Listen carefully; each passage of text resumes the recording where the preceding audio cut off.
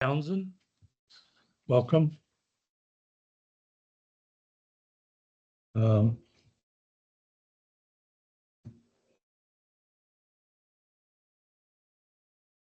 comments from the public. Consider an act on nothing. Okay. Anybody want to withhold anything from the consent agenda? Item on page 3 that needs to be. Yeah, Okay. item 10, I believe. Item 10, correct. Last paragraph. That's what I read. Okay.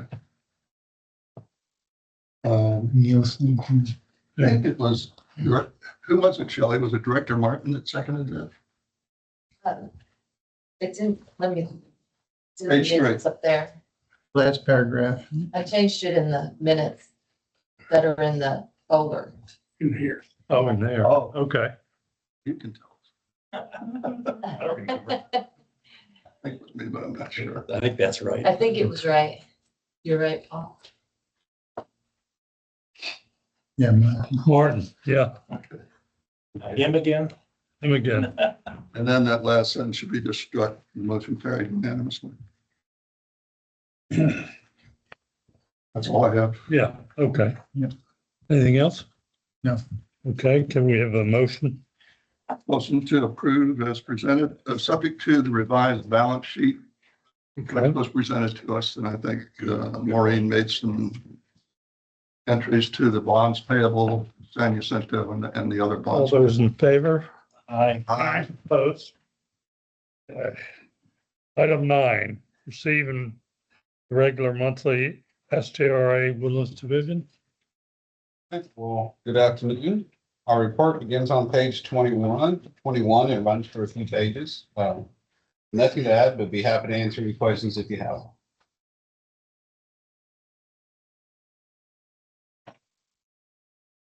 I have one question, and I'm sure you've explained it to us in the past, but on the unaccounted loss, how is that determined, or how is loss overall accounted for, that suddenly we account for only 0.4%, and but where's the 5.1? And then obviously the unaccounted is the difference, but how is the total loss of 5.1 calculated? Calculated. So easy enough. So on our side, it's total production versus total sales. So what we produce from wells and GRP coming in, and then what y'all sold. That's the overall loss, right? That's the 5.1. For the 0.4, the accounted for loss, look at the box above it. That's whatever we can account for. So if we know in this case, we did that in main flushing, it's an estimate, but 20 PSI, 50 PSI for 10 minutes, this size pipe, roughly this much water flew through. If we flush tanks, flush wells, whatever goes to the meter, that's what we account for. If we have water leaks, if y'all have water leaks, we put those estimates in there to account for that. And like you said, the unaccounted for is strictly the total water loss minus what we account for to get what's remaining, because we just don't know where it goes. So that fiscal year is almost over. And my memory is we budgeted something like 4.5. Right. So the fiscal year did end. We ended at 5.1% and we budgeted at 4%. That 1% difference is roughly $100,000 of revenue that we did not receive. Remind me what we did now. Right now, we still at 4. So, do you think we can get there? Is there, I know it's unaccounted. It's kind of It weird. depends what happens throughout the year. This question came up yesterday. I know what we're looking at for the FY27 budget, because this year's 4%. For FY27, we're going to be looking around 4.5%. Maybe going up to 5, but the thing is, if we go from 4 to 5, then you're going to show a loss of revenue of $100,000, right? Mhm. Which means that's essentially 1 penny increase on the water and the sewer rate. So if I increase it to 5%, then I'm going to have to put the rates up likely or cut something else back. So may hit the middle and see if we can just kind of not have a rate increase based on that law. Yeah, it just jumped out. Last year, I think it was our accounted loss was like 1.7% compared to our 0.4 right now. So there's significant difference. Okay, thank you. Let me just remind everybody, those are darn good numbers. Oh, yeah, no, The scheme of municipal water systems, they're excellent. Yeah, I've seen some Over ugly 15. numbers from Harris County that, yeah. Item 10, discuss and or act on water line renewal plan and analysis. Did you have something yet? Yes. A question was asked last month about, on the GRP financial. There were some variances on revenue and variances on expenses. There was roughly $7.7 million variance on revenues, and that's more revenues than anticipated. And then there was $9.1 million of underspent expenses. And the question was, where did this happen? So on the 7.7 million for actual above the budget, that was just increased water sales and a little bit of interest. And there was, that covers that. On the expenditure side, we underspent the legal by $1.2 million. We budgeted, and remember, this is the GRP funds. We budget roughly $2 million a year for our litigation expenses. So we only spent 800,000. It was a slow year for legal. And then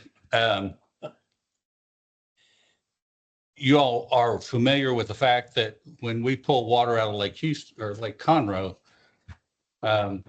we have been using SGRA water, but because of our contract with Houston and having to take or pay, we underspent our fees there by 4.6 million. So the 1.2, 4.6, 5.8 million out of the 9 is where, and then the rest of it is just smaller numbers that where budget categories were underspent.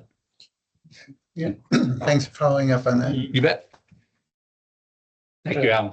Back to item 10, discuss and or act on water line renewal plan and analysis completed by DR engineer.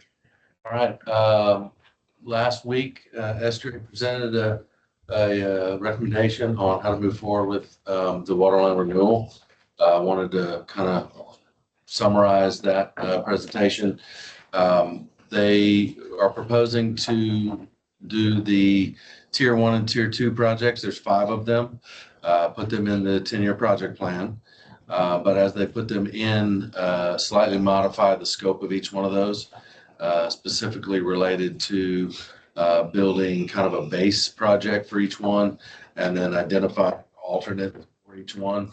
And wanted to kind of direct your attention to page 36 in your report, because it's a better way for me to kind of explain what this base and alternate idea is. And so this is a good example. In this case, this is Woodlands Parkway project. It would be project number 2. The base project would be kind of that thick red line with all the brakes on, all the stars on it.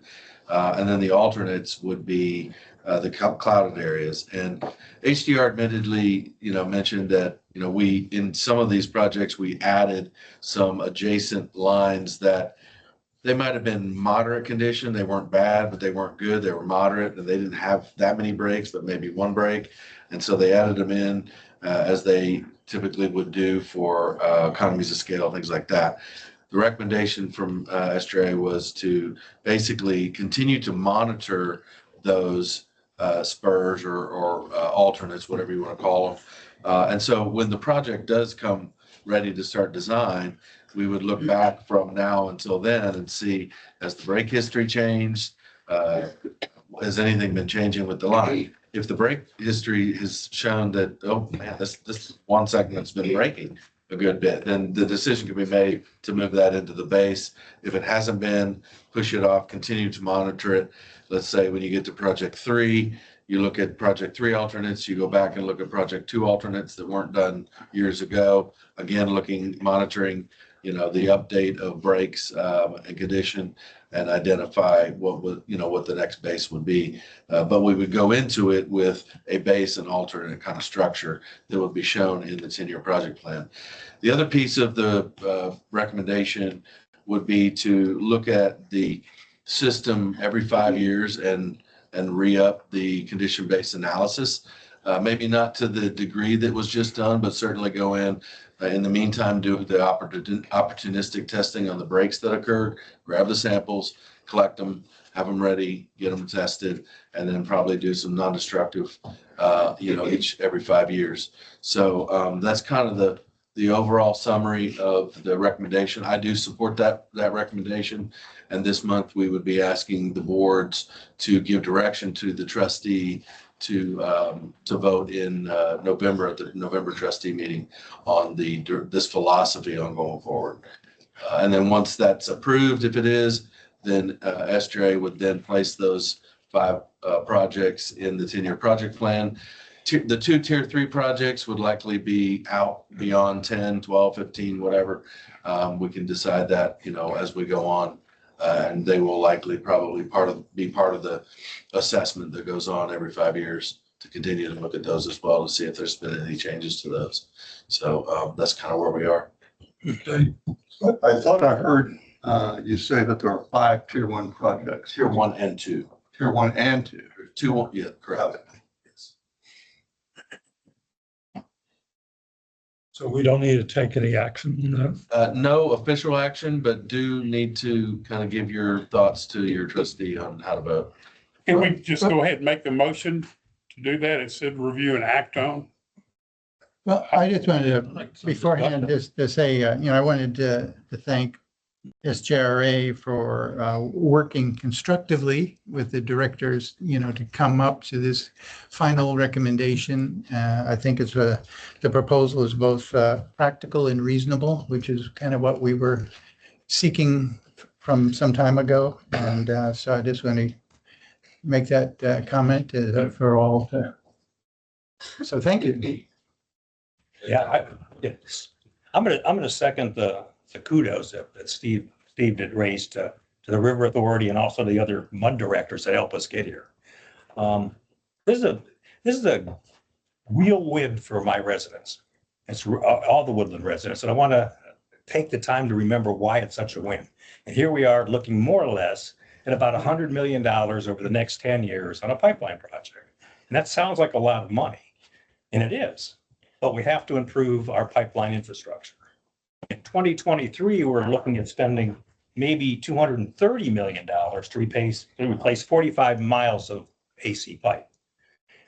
Bringing a consultant in who is a world-renowned expert and working closely with them with the River Authority and with the mud directors, we were able to reduce that AC pipeline toll from the 845 miles and $230 million to less than 13 miles at a cost of $65 million. That's a reduction of 80-some% or 78%. That's huge. That means that we can provide better services at a lower cost for our residents by doing the strong technical work.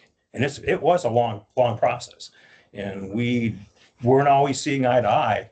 So I think the compliment to the River Authority is well-meaning, because we work closely with HDR and the River Authority to come up with the best plan. We're going to have the right projects, the right size. We had several workshops to work specifically on the maps that Eric just talked about. And we came up with an idea and a program that all the mud seemed to be getting behind that'll provide better services for our residents. So compliments to you guys, and also compliments to the mud directors that worked so darn hard to make sure we did the best technical work to get the best answer for our residents. So thank you. That means I support it. Long story. Make a motion that we authorize our trustee to support this philosophy as well. I second it. And seconded, third it. All those in favor? Aye. Good stuff. Great news. Thank you, guys. Seriously. A big win for all of us. Item 11, receive update on engineering design of Bear Branch Dam, Service Spillway and Auxiliary Spillway. So a couple of things real quick. You have a new formatted operations report for Bear Branch Dam. It's a little more comprehensive than what you've seen in the past. There is the information about just the routine inspections and what our guys have found. And then at the bottom of starting at the bottom of page 2 is project information that you've heard about, but you haven't actually seen directly in writing. And so this is the new format that we're going to be bringing. If you have suggestions on what we're presenting in the format, please share those with Eric and he'll pass them along to us. We're happy to do that. A reminder that tomorrow is the Bear Branch Dam site visit. Not actually calling a tour because there's no, it's more of people wandering around looking at stuff. But we'll have people, you'll come in on the south entrance, we'll have people there to help you get parked. And we just ask that you wear tennis shoes or some closed-toed shoes because the news crews that were there a year or so ago for the LPGA tournament were complaining about the rattlesnakes and copperheads. So Oh, nice. just fair warning, there might be a little critter slithering around out there. The other item, which is the actual update of what the agenda item is our board, the SJRA board will consider and more than likely approve the engineering contract with Schnabel Engineering to do the continuation on the preliminary engineering. We've asked them to look at an alternative other than just replacing the spillway, the two spillways, the service and the auxiliary spillway in kind. And partly because they had mentioned in their preliminary engineering report that there was an alternative that they did not put in the report, but they did say that it potentially is more efficient, less expensive. And so we said, okay, seeing how money is kind of expensive, we thought, all right, let's have them take a look at it and see what are the options. The name or the type of spillway is called a labyrinth, LABYRINTH, I believe. Is Like the how it's- movie. Yes. Now, when you pull that up on Google, what you're going to see is kind of a sawtooth spillway. It's all at one level. Well, that's for a constant pool lake. We have a detention pond. And so more than likely it would have horizontal staggered and it also have some vertical staggered to meter the flow out so that the actual releases does not change from what the current spillway provides. We have to match that to the T. The labyrinth is a little more efficient in size, and they say it's cheaper. So right now, the current spillway is about 400 feet wide. This would probably be maybe a half of that, or even a little bit less. And the shortened area, the area that is not concrete anymore, would be filled in with earth. So you'd have a little more earthen dam and a shorter concrete area to work from. So we're asking them to look at that and see if it's feasible and if it's less expensive. And then we should have results March timeframe. And then we'll have an all mud meeting and present the results. And then we'll make decisions after that. Promising. Following up on, and I really appreciate looking at a cheaper alternative. Sounds uglier, but that's okay. I know, it doesn't sound aesthetically pleasing. Where are we on the financing part of that? I mean, That's next. Oh, I'm sorry. I'm not trying to steal any thunder. It's just a follow up on that. My part is done. If you have any questions, I'll be happy to answer them. And then Eric's going to lead off with numbers. Yeah, well, I was just, so I purposefully kind of put, discussion on hold on the non-stakeholder MUDs last month so we could get the engineering rolling with the stakeholder MUDs. I brought that back to the non-stakeholder MUDs this month. And preliminarily, it looks like 4 so far out of 5, there's one left to go today, have agreed that they're going to move forward. And I think we're up to just over 1.2 million in proceeds that will be donated from those MUDs. So I got one more to go. I would like to get all 10. We had kind of 2 and 3 maybes, and now we have 4 looks to be yeses. So I'm working on one more this afternoon, and if we're successful, we'll all 10 must participate. Great. That's good news. Thank you for the hard work. Is there any formula used, Eric, in arriving at these numbers, or is it just what each board felt they could afford, or what? Yes. It's a secret sauce. You didn't answer that. Yeah, no, 2 of them kind of landed on a number that was close to their pro rata share that we showed everybody a couple months ago. Those numbers didn't work for some other MUDs, including some stakeholder MUDs, because their share actually went up if we use those. So they kind of more settled on just a number that was, yes, it was kind of related to that connection number that we used.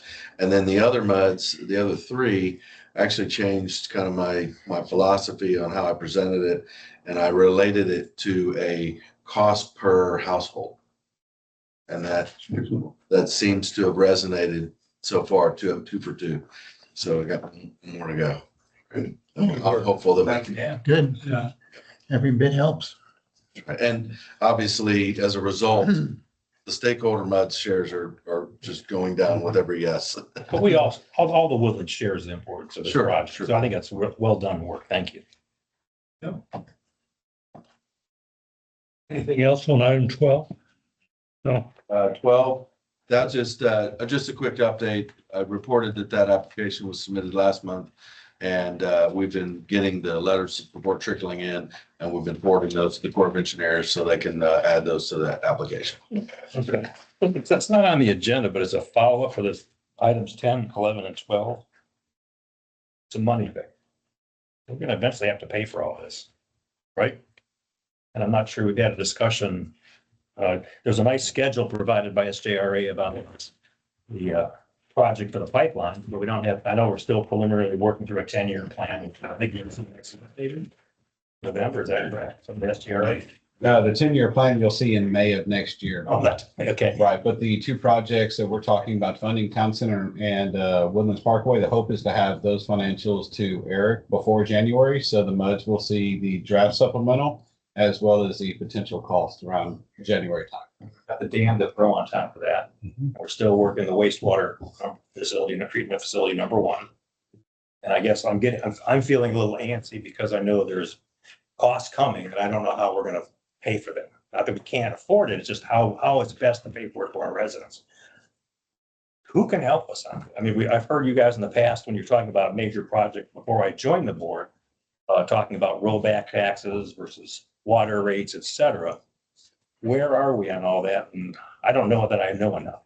We talked a little bit at a few of the previous board meetings about the water line piece. And what we've talked about there is wanting to see from the River Authority, hopefully, as Chris said at the beginning of the year, what the impact on the wholesale rates will be for that first tranche or two of bonds to pay for the tier 1 projects that are on that timeline, and see to what extent could we reallocate the 10+ pennies of savings from the GRP reduction as a result of the settlement litigation with Conroe, be able to reallocate that to pay for all or a portion of the first tranche or so of bonds for the water lines, so that you don't go down for reducing the rates for the GRP, then turn around and jump them back up. I mean, you want your customers to have stable rates.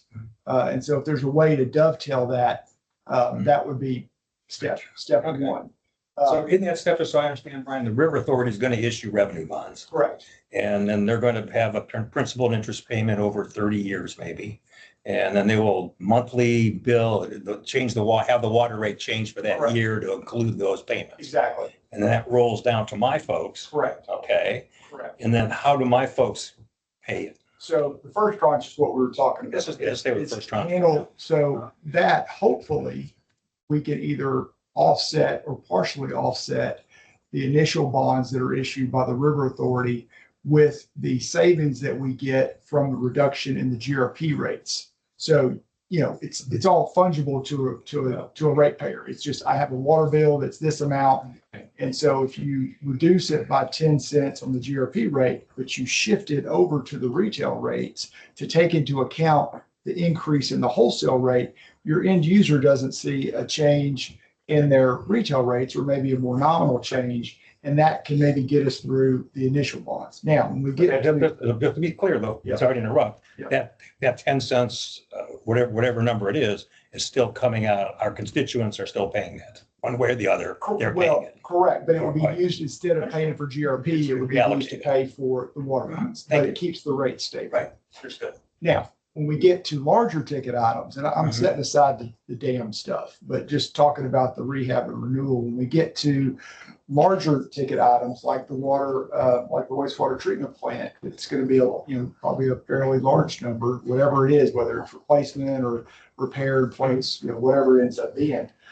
That's when we'll need to have additional discussions about what is the increase going to be on the wholesale side, and do boards want to pass that on a retail rate, or do you want to approach your constituents about a rollback election for increased property taxes?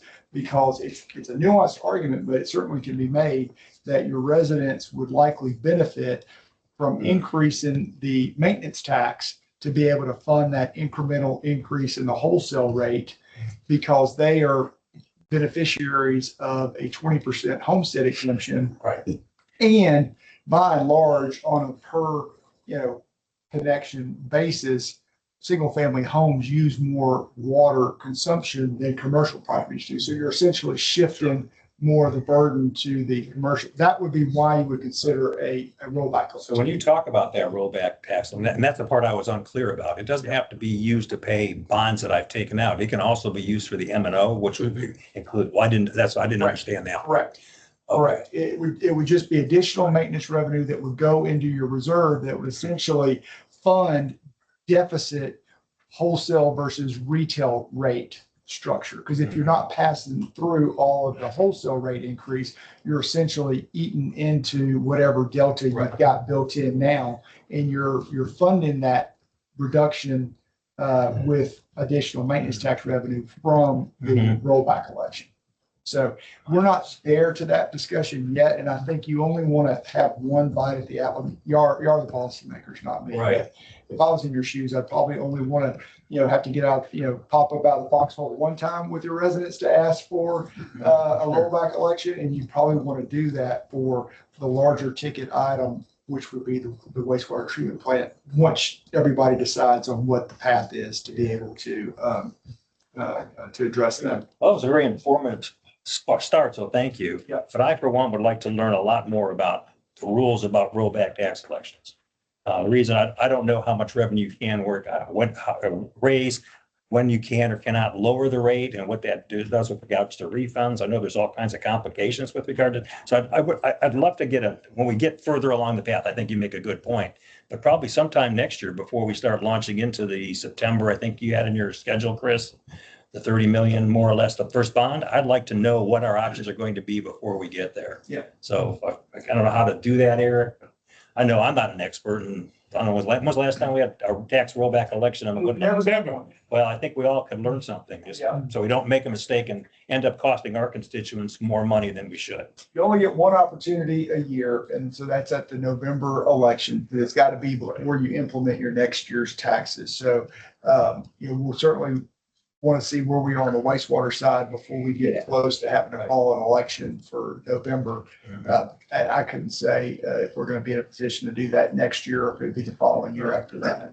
Whenever, it sounds like an opportunity for an all mud meeting to bring everybody up to curve. Love to learn. Yeah, sometime before November next year. Uniform agreement Yeah. among districts to go to the. You do? Well, you don't have to. You could have some districts that say, I'm going to do a rollback, Right. some that don't. In a perfect world, which we don't live in, but in a perfect world, you would go to the community, in a uniform fashion, Right. to be able to pursue that option. We don't even have uniform rates right now, do we? No. But I'm talking about if everyone doesn't do the rollback election, you're going to have further differentiations in your retail rates. And right now, we have done by and large pretty good job of keeping our retail rates pretty uniform. And so if some districts do rollbacks and some don't, you're going to have more disparity in the retail rates. Yeah, I don't like that we have different water and sewer rates. You've I said would that prefer before. all 10 to be the same. We have three different rate structures. I'd like for them to be one. And I see the rollback as an opportunity to balance that out, perhaps. But we'll have to figure that out when we get there. I think, that workshop early next year or mid, sometime makes a lot of sense to help us understand it. Kurt, just a follow-up question, talking about rates. What about the rate study? When is it anticipated to be complete? And when would we try to implement it if a change was recommended? It'll be next year, probably middle of next year. Middle. Yeah, we wouldn't put anything into it. We usually will put if there is any changes in rates, we would do it in January of the following. Yeah, So if there are any in a January, whether it's next year or whether it's 27 or a year future in the future. And we need that rate study before we can change the rates. Is that correct? No, it would just be logical to me to Yeah. have that Yeah. as another piece of information to help make Yeah. the Sure. further decision. it's all part of the plan. Good. And just so you'll know, I did speak with Eric about taking a look at our commercial rates as well. I think my gut instinct is they're a little on the low side compared to similar entities around us in the Houston region. So much to do. That's all for our constituents. Make sure we do the best job we can for them, right? Right. Item 13, consider an act on pay application number 2 for the retail wastewater collection system rehab year 2. Right. Yes, this is for the sanitary sewer rehabilitation project. You actually don't have any work that was done in past the number 2, so no action today. Okay, Good news. attorney's report. Don't have anything of a general nature. We have 15 to cover with y'all. Okay, You ready to go to that one? yep, All right, so 15, you see the legislation in your packet. This is courtesy of our most recent legislative session, and our legislature's never ending quest for increased transparency. So if you look at the list of information and go, well, that sure looks familiar, I would think that the state would already have that. Well, they do. But it's just in different, submitted in different format. We provide the audit to the comptroller every year, has historical information. It doesn't have our ballot language, but that gets sent to the state when we canvass an election, gets sent to the TCQ. So they basically want it repackaged into another report. And so we're working with all of our district clients, with tax assessor collectors and financial advisors who have the, most readily accessible information to be able to complete this, and are working with them on this initial filing. You'll notice the initial filing has to cover a 10-year look back period. So so you gotta go gather more stuff and submit it. So the filing is due by January 1st. After this first filing, it's a lot more minor incremental report of just what's happened in the last year. So we do ask for your authorization to have your consultants and staff complete that initial filing with the comptroller by the January 1st deadline. Will we get a chance to review the work before it's submitted? You can. I mean, right now, we're still trying to coordinate with the comptroller to get the report. what's required? I mean, we can certainly provide it to y'all. I mean, the deadline being January 1, sometimes we do or don't meet in December. So it's hard to commit to say we definitely would have it for y'all before it's submitted, but we can certainly get you a copy of it. It's going to be standard for all of our district clients. But, we can certainly circulate it to y'all.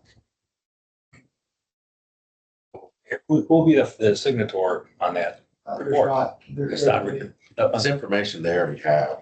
They're asking. Okay, I got you. In one form. They already the comptroller already gets all the information. I'd just like to see We're a not copy creating someday. any new information. I got you. Thank you. Okay. We need a vote on this? Yeah. Okay, So Second, all those in favor? Aye. Opposed? That's all I have. Thank you. 16, receive and act on general manager report. GM report starts on page 51. We continue to look for ways to include even, more information of things we're doing. That pay estimate that you didn't have anything on 52, you can kind of see a picture there of a manhole that's being recoded. It's going to be stuff like that, internal, external manholes, replacing some broken sanitary pipes, things like that, are what's included in that project. Wanted to point out that we have made movement on purchasing some equipment that was delineated for the ditch work that we talked about in the budget setting, as well as hiring our first individual. As we've been interviewing, I hired one for those crews. So that's moving forward. I wanted to point out we have a work anniversary. Shelley's reached 15 years at WWA, so. Saw that on Facebook.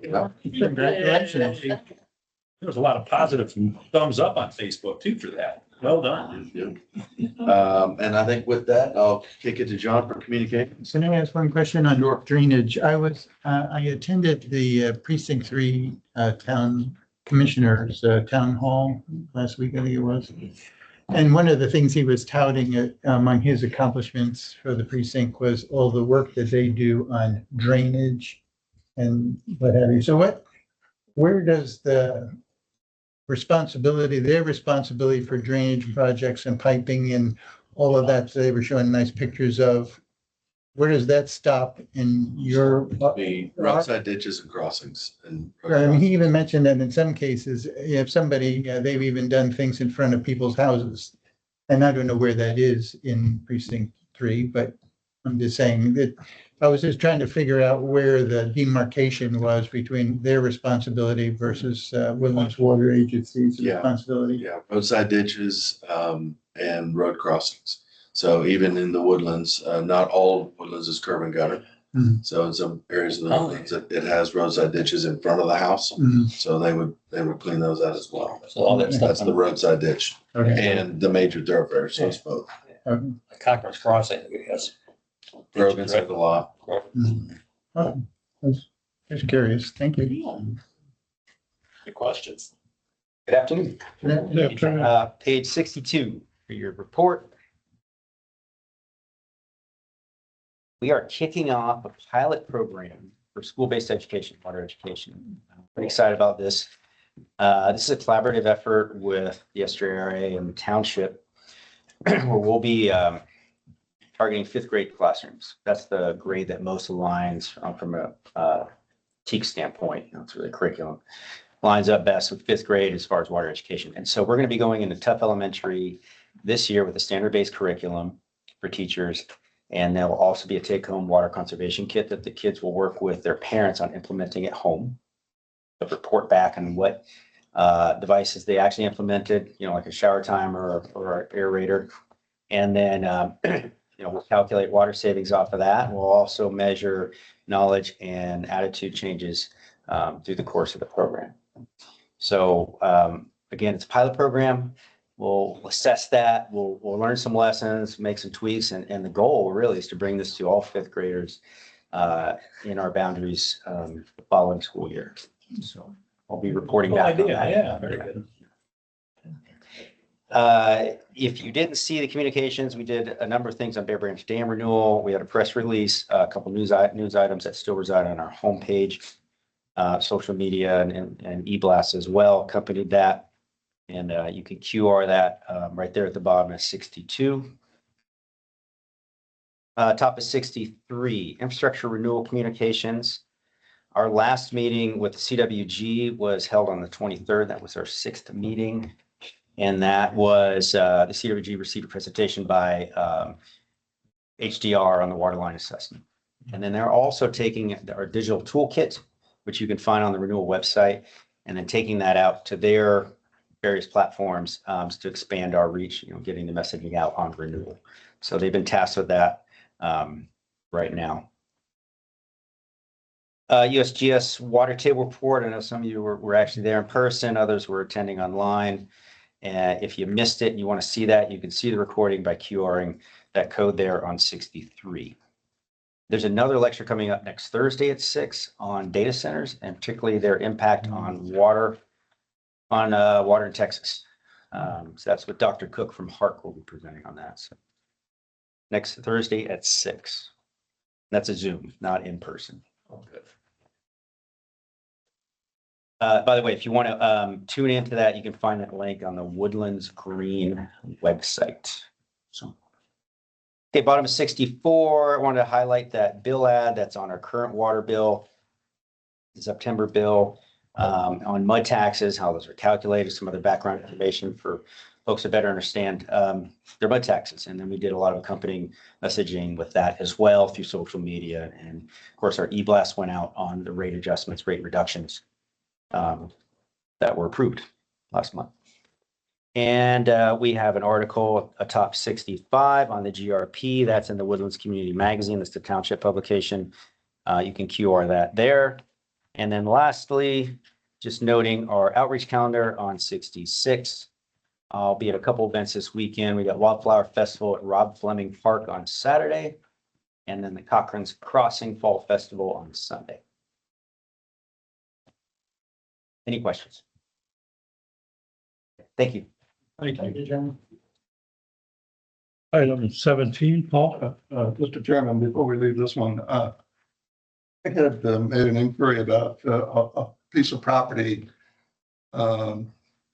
which appeared to be on Lone Star Community College property. It's right adjacent to 242. And I asked Kim if she wouldn't mind checking into it. And so have you learned anything? I did. So I did speak with Deanne Luce with Lone Star College. She's their facility and operations manager. I spoke with her late yesterday afternoon, and she confirmed that they are not doing any type of construction in that area. Where they're doing the tree clearing, they swapped some property with TxDOT. So TxDOT's, they've cleared, they're starting on a detention pond. And then Lone Star will be doing an improvement on their west entrance to the college. So that was all part of the land swap. And I know you had mentioned that you had heard that there was going to be construction of a medical facility or something potentially in that area. And Deanna, what she was able to confirm is that they recently converted their testing center in building B or C to Maverick Care Clinic. So that may be where that's coming from potentially. And so that clinic will be handing out food and clothing to the public, and it's open to the public, not just the students there at Lone Star. But anyway, so I think maybe that's where that was coming from, possibly. Came from Yeah. the candidates involving the Woodlands Township. Yeah. So it was either a sitting member or somebody who was running for Yeah. office. I don't remember. Yeah. Okay. Yeah, Thank you very much. no, absolutely. And yeah, she confirmed, I did make her aware of our new processes and submittals and just us having an opportunity, if they do any type of construction in the future, just to reach out to us. And so, but she said as of right now, they're moving a gazebo around on site and stuff, which were just small things, but she was able to confirm that the clearing that you're seeing is related to the TxDOT's project for the detention area. Now, they will be improving their west entrance as well. But anyway, but yeah. Very good. Yeah. Okay. Mhm. Cool. Thank you. Mhm. Trustees report, Paul. Nothing to add to the report and the prior discussion that we've had here, other than I'd just like to add my own personal observations about this process. While lengthy and on the margins, marginally expensive to do each test or each study, but the final result, I think, is what counts. And I think we all came away better prepared and better presented. So thank you, everybody, for all your efforts. I appreciate it.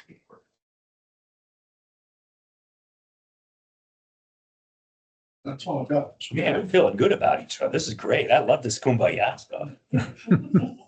Brian, do we need a recess? No? Not. Do we have any items for future agendas? The meeting is adjourned.